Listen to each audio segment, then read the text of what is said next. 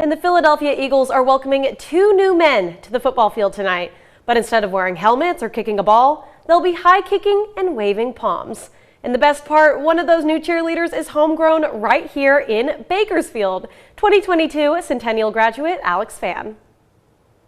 Eagles fly in Super Bowl 59.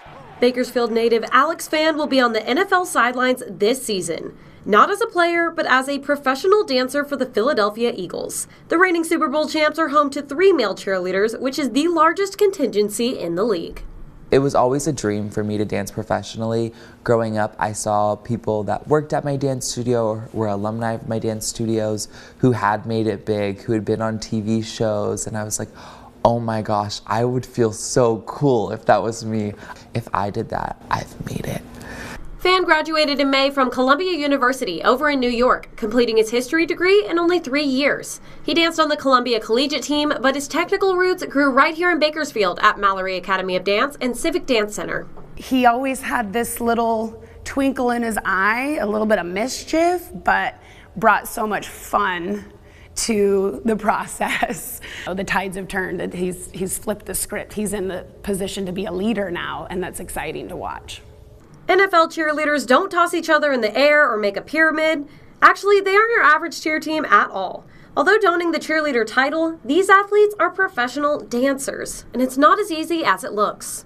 I would never call myself a cheerleader, and I'm just now kind of getting accustomed to that word because growing up I did not cheer. I cannot stunt, I cannot tumble. Most NFL teams, all we do is basically what you would think of as just like competition dance or dance team. We just dance with palms. There's something about dance that when you collaborate with music and live music especially, you get this artistry that you don't always see in other sports. Off the field, most cheerleaders have a full-time job to support themselves, and Fan is no exception. He's worked at 4 Holocaust museums since high school and still has big goals. I'm not just a dancer.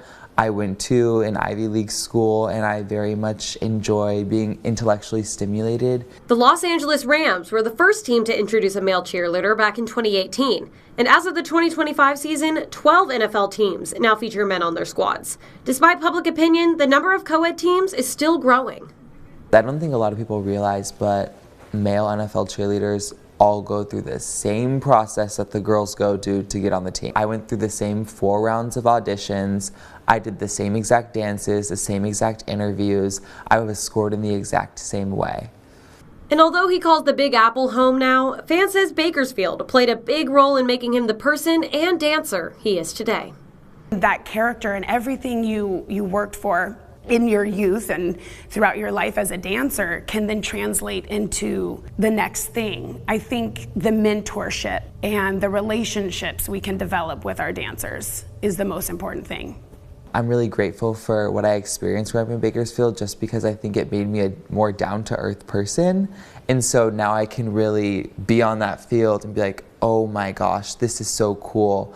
I'm so grateful to be here. I'm so grateful for all the people that sacrificed to get me here. My parents, my dance teachers, all of my friends that gave me snacks when I had eaten all of mine. So I think that's my biggest takeaway. From Bakersfield, Lauren Holcomb, 17 News.